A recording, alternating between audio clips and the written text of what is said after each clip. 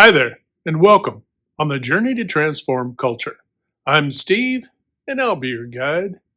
Well, folks, I hope you're having a fantastic day and an even better week. In this video, folks, we're going to jump in talking a little bit about organizational disconnectedness. I know, right? But before we get started, remember we often talk about jumping in, talking about organizational culture, because that's where we often come together to form up as teams to accomplish a goal, right, to serve our customers. But outside of even our professional endeavors, we have our personal, right, our friends and our community and faith and all the groups that we can be associated with all throughout culture. So all the dots are connected. Nothing is truly disconnected. So use this information in a positive way to enrich your lives and the lives of those around you as well. So, with that said, organizational disconnectedness.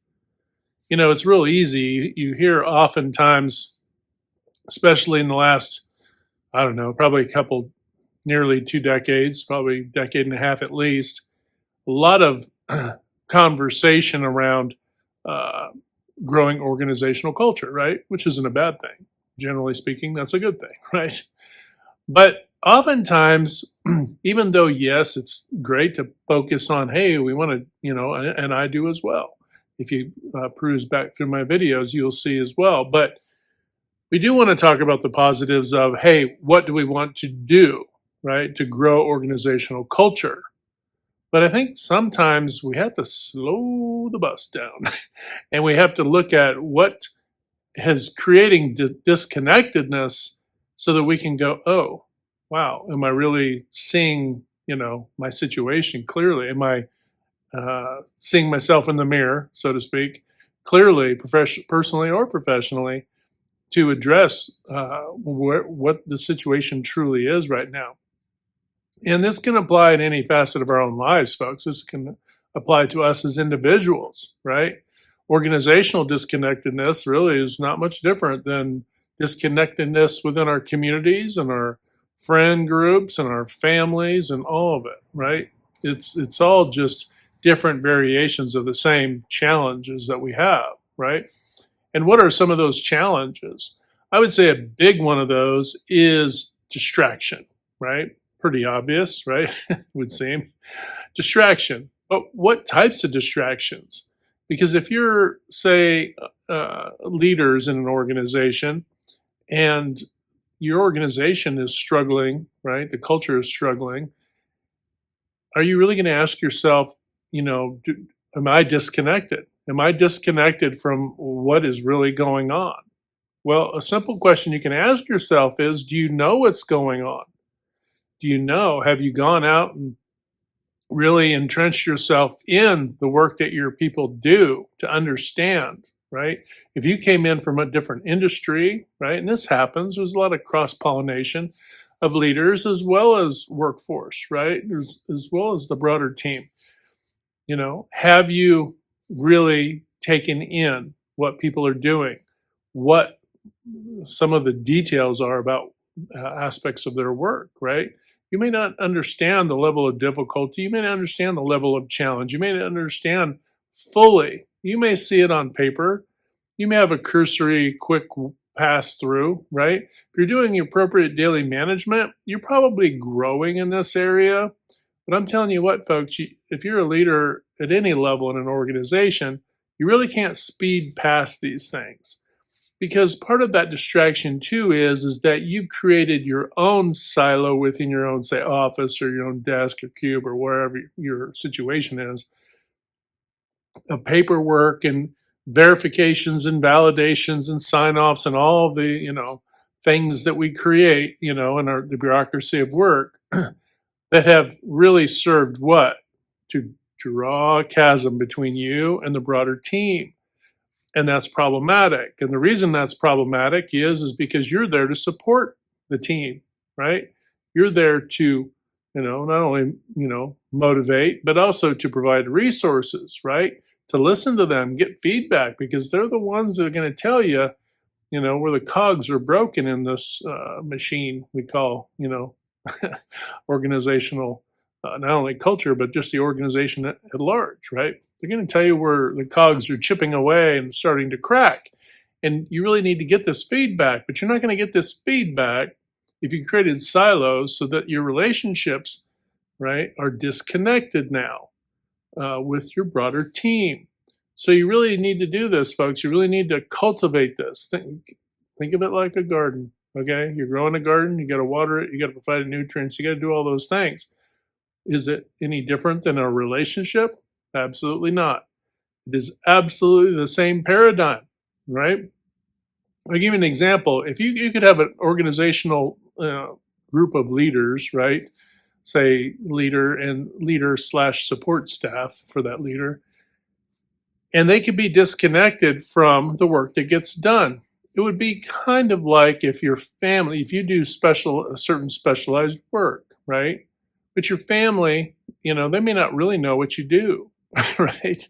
They may be completely clueless. Yeah, you do generally, this is what you do, but they don't really know what you do. So there's a disconnectedness between what they understand about what you do and what you actually do, what the challenges are to overcome and all these sorts of things, right? Not that your, family is going to be able to do anything about that oftentimes, but the understanding, right? So if that understanding, if you can grasp that, right, then you can grasp that it works the same way in an organization where there's a lack of understanding. There will be a chasm that it gets ever wider, lengthening the gap between the broader team and the leadership team. Okay. And you could say vice versa, although it's a little more challenging for the broader team.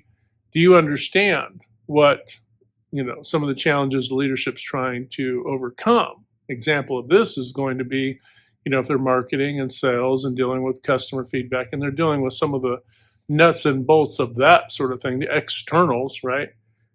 And now if you aren't aware of that, you may not understand some of those challenges. So what does it mean? It means you need to ask questions, right? And leaders, you need to not wait to be asked the questions. See how that works? Don't wait to be asked the questions. You need to be briefing your teams and communicating well and building that synergy, right? That communication chain. And the broader team needs to ask questions. The why? Hey, what's going on? Why is, what? And also, too, if you see things coming up ahead, leadership teams, you see things on the horizon, don't wait until, something's coming up tomorrow to brief your team.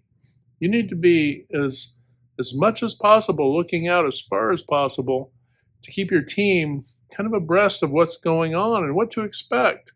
And if you do this, and if you're kind of in a more anticipatory way, then I think that you're going to find that your team's going to go, oh, okay, well, hey, our leadership team looks out for us. They look out for what's going on so we can make adjustments so it's not a surprise. So we're not every day that we come into this organization, we're not surprised with left-right surprises constantly because nobody really knows what's going on. Or they may know, but they're not communicating, right? We don't want to get into I have a secret. If we're playing the I have a secret game, well, then we're probably not performing very well, right? We're definitely not performing optimally, right? So keep some of these things in mind, folks. Organizational disconnectedness doesn't take much to create those chasms, right? Really, it's the distraction.